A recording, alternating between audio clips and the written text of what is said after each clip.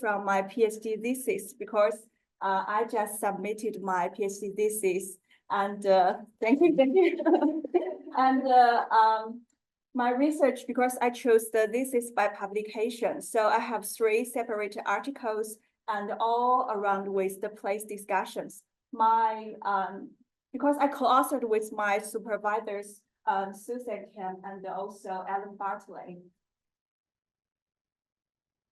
And before my discussions about my thesis, I'd like to firstly have a short introduction about the content today. So you can see that I conducted the participatory and place-focused research with a small group of children in China. I called them children with migrant parents because I want not to avoid the initial stigma to these children. But normally, I think some of you may know that they are called the left-behind children.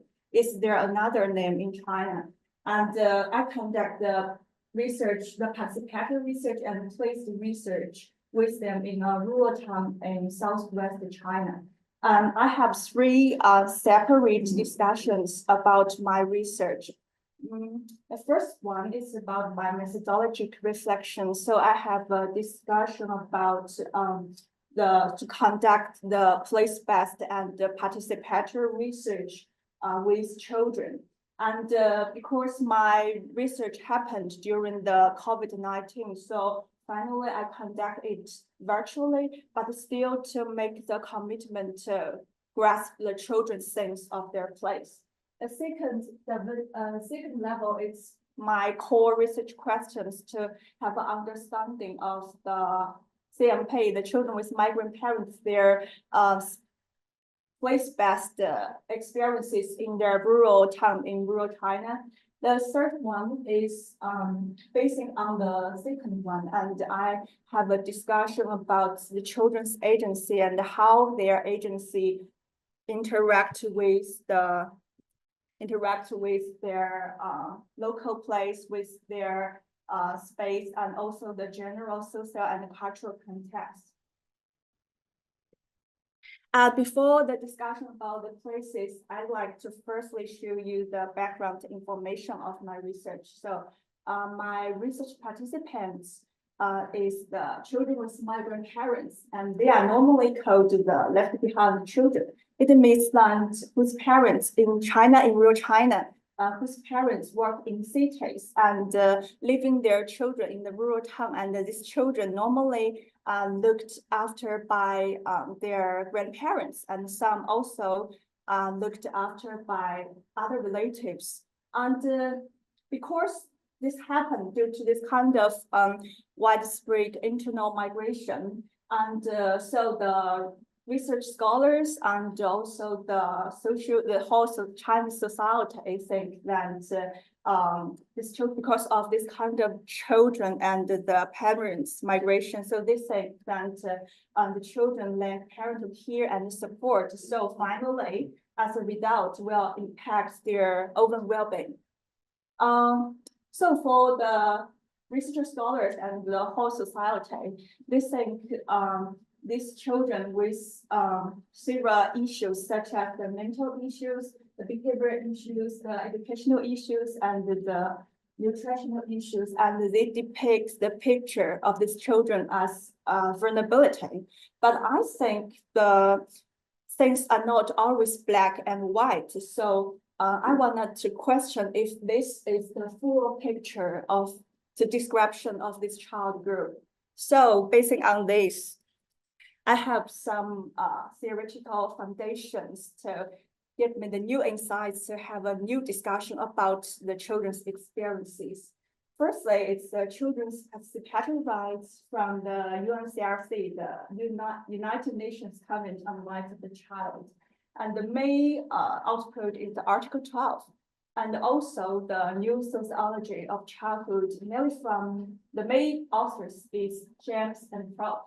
And because I conducted my master's in Edinburgh University, at that time, I participated in a course organized by Professor Kay Testa.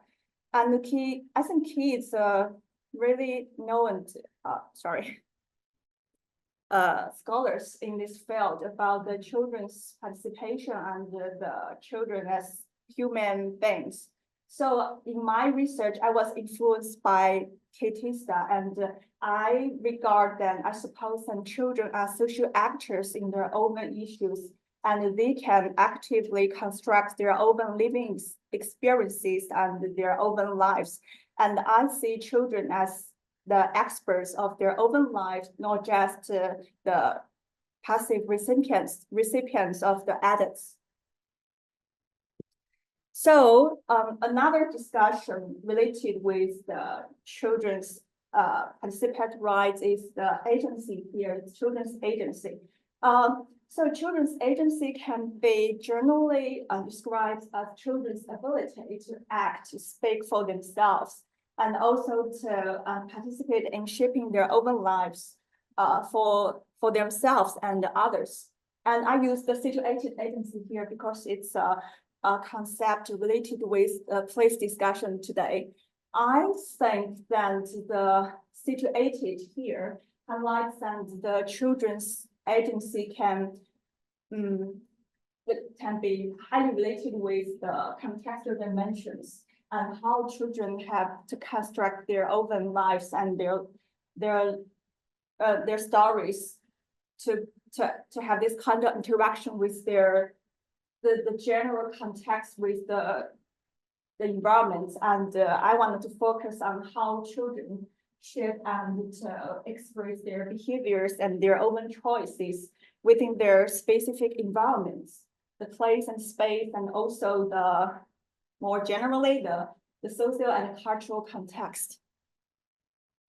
And children and place relationships can also be the core discussions in my research and throughout the whole my research, the PhD thesis. So I mainly focus on the CHOLAB, children's place experience, the relevant series, and I suppose that on the one hand, children can construct their daily lives, can construct their own environment, the living environment, can construct their narratives, and to formulate a multi-dimensional sense of place. On the other hand, also support and to respect children's place experience, and especially how their relationships with the local place and space and the context can finally have an influence on their own well-being. So as a conclusion, the children and place theory and the children's situated agency and also the children's participation in both the research and in their daily lives throughout all my PhD, my research on the methodological level. So I think that I suggest that this kind of participatory approach can help us to elicit the children's opinions on their own lives in everyday settings, which important to them. So on the other hand, for my research findings, the children's place experiences, I think that children's interpretations of their own narrative of the different places and especially people involved, I think it's related with today's topic more than people, because I think place can also be very important in this kind of discussion and how they interact with this different relationship with both the place and people involved in this place, and how this relies and exercise their agency through the interactions with their situational environment. And this related with the situated agency discussion, this with the children's place-based experience discussion. This is about conduct the place-based research, this kind of place-based research methodology. This one was This was influenced by my PhD supervisor, Susan Kemp, because Susan is really interested with the place discussions. And finally, I was influenced by this kind of, but I'm really interested with this kind of discussion to have a integration with my master's knowledge and also my PhD's knowledge together. So finally, I decided to conduct the place focus and the child participatory research. However, because of the COVID-19, impact my data collection. So finally, I have to move my research online. I finally conduct it virtually, but still make the commitment to grasp the sense of children's place. And here is an overview of my research design, including 3 main topics: the recruitment and the rapport building and data collection. For the recruitment, I joined the third-party assistant because I conducted my master by research in the same rural town, but different topics. So I invited the local NGO, the child-friendly space, help to have the initial outreach with the children. And the children who are interested with my topic can contact with me directly, because I send my participant script, the propaganda, which I have my personal information on it to them. And for the rapport building, because in the rural areas, that the rural people in China, they are not getting used to use the e-signatures to sign this kind of the ethical documents. So I finally decided to send them the research package with the printed information sheet, the essence form, and consent forms. And also I including some lovely snacks children are interested with. So I think it's useful. And during the data collection process, for example, I used the child research assistant approach. So I invited some children in the participants, and they helped me to organize the online meetings and also to use their child own language to ask other children not feel so nervous before between these different data collection process. And also about the data collection. You can see that originally I designed the photo voice in person, and I used the walking interviews for not the digital storytelling. I think one of our members here used the walking interview. But finally, because the COVID happened, I have to move the photo voice online. So, but at that time, there was no case in the rural area. So children can still be capable to take their own photos in their rural town. But we moved the online the room meeting to discuss these photos online, and I use the digital storytelling. I invite children to use several of their photos, 5 photos, to create about 3 to 5 minutes stories, and can have a integrate to have a full picture of their photos from the different perspective. By conducting this kind of place-based and participatory research, use the photos online discussions with the photos and the digital stories. I have several research findings. I think this too cannot be strictly because research findings. It's more like the reflections about use this kind of new methodology.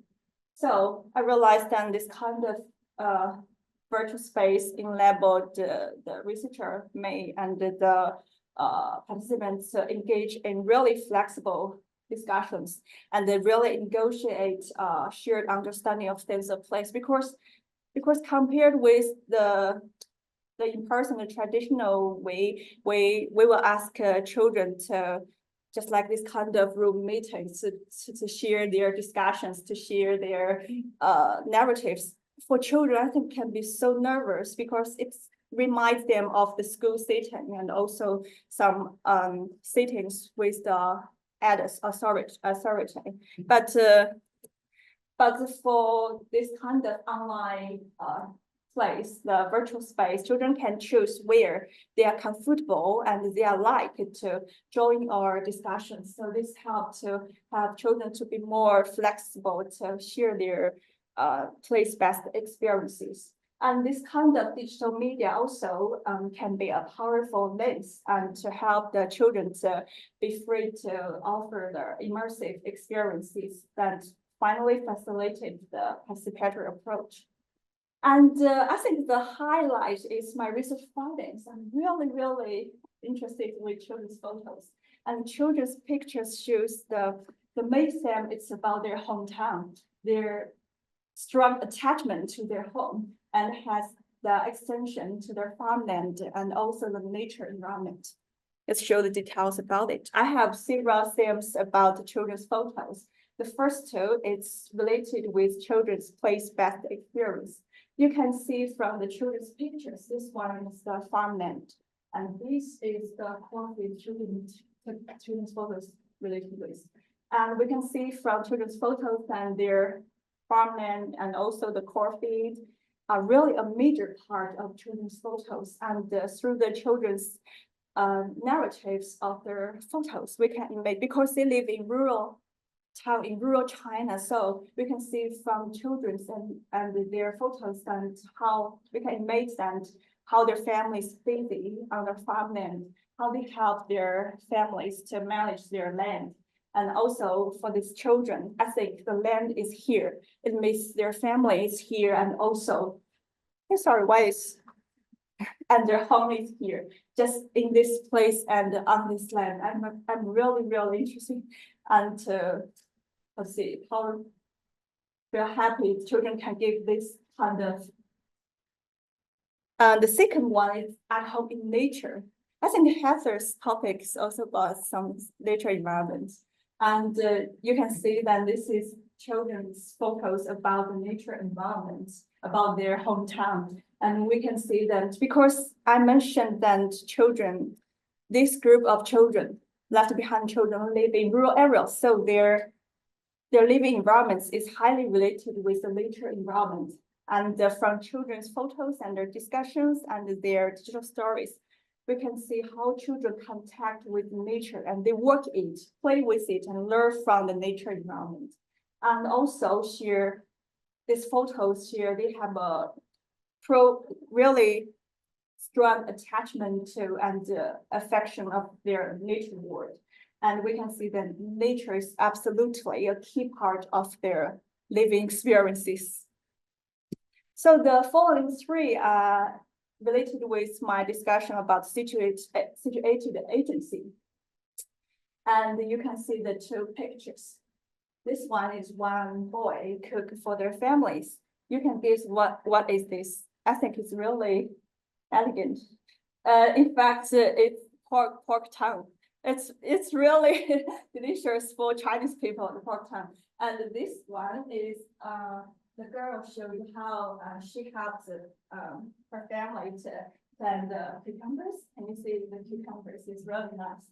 And you can see from the children's photos that there are two settings: their family home and the family's land, where children most involved in family matters, and where they are really make contributions to their family. And you can see that children's contribution to their family is just, for example, this kind of cooking and this kind of farming, and for the social and cultural context, because there is a old Chinese proverb said that children of poor families take on responsibilities earlier. And this, in some degree, I think, reflects the rural Chinese children's their reality, because they manage the family contract farmland and to help to maintain the household economy. when their parents work away, and also they integrate in this kind of intergeneration family efforts. The second one is about my play and learning in nature. Children's photos show that they have fun in nature, they play in nature, and also they learn through the contact with their nature environment. And this kind of contact attachment with nature help the children to have a deep understanding of the laws of nature, and this kind of attachment, contact also help children to shape their personal experiences and their sensory perceptions. Finally, it's my voice for nature, and you can see there is the rubbish in the middle, and children just think they are really, according to children's discussions and the children's stories, they are really eager to want to do something for their community in terms of such as the community conservation and also the development to help protect their community environments. However, they also realized at the same time, they also realized that as the child, they lack the voice for themselves. They are always overlooked by the adults. So they indicate that this kind of barriers related to the age. And they realize that the challenges in promoting community change, and think that the adults to how adults overlooks their voice. So as a concluding of my PhD research, I think I have to rethink about the picture at the beginning.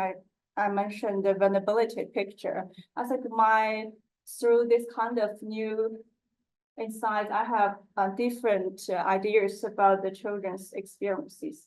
And the first one is how children stay behind to guard the position. They are not, as for at least in my research, these children, they are not left behind.